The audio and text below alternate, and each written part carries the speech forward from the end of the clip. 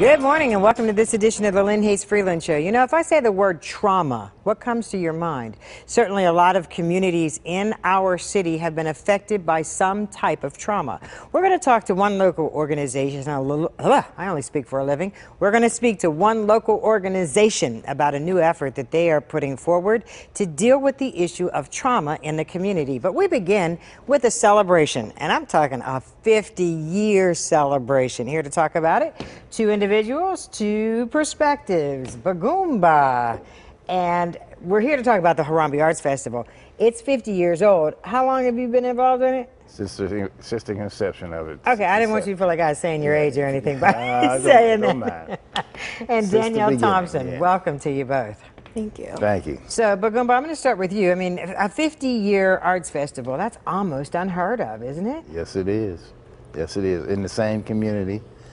And being that it was in the same community, we want to bring on the whole type of concept of it being a culture festival in the area and letting people know that we haven't forgotten about where we come from and what we're about and how the community stands and what we want to do in the community to bring on more black awareness, culture, and speaking about the trauma, bringing all the different stuff that's happening in the community, bring it back to a peace perspective. Mm-hmm. So when you look at the festival 50 years ago and you look at what's on tap for this year, what are the differences or the similarities? Well, the difference is getting more people involved, getting more young folks involved in our spiritual collective work and responsibility, which Harambe Ujima means. Mm-hmm.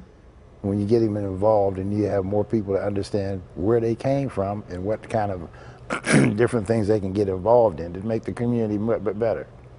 So, Danielle, you've been involved with the festival for, did you say about 3 years ago or so? About roughly? 3 or 4 years. 3 or 4 years ago. What was it about the festival that attracted you to come back year after year? It was a way different departure from what I'm used to. Mm-hmm. I'm used to working in retail and being able to have a step into the nonprofit sector, but not only just nonprofit, it also is about black arts and celebrating black arts and what makes black people. Mm-hmm. And being part of an organization that's been around for so long and who feels so strongly about it is what brought me back year after year. Okay. And also being around people who, in a way, celebrated me and needed me along for the ride as well. Now, when you look at, and Bagumba mentioned bringing in a younger perspective, when you first got involved, were you looking around thinking, oh yeah, we got to have some young energy up in here? For the first couple of years, I actually was really respectful towards their ideologies and just getting what they knew, mm-hmm. getting their knowledge and trying to find a way to bridge the gap almost.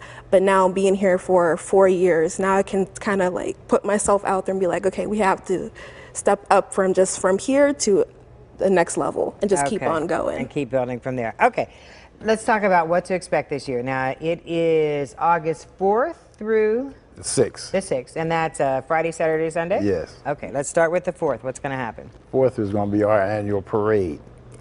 Reason why we're having it on the parade on the Friday evening is there's a lot more people that's going to be involved. Anita Drumming being our coordinator and Pearl Story being our coordinator for the parade.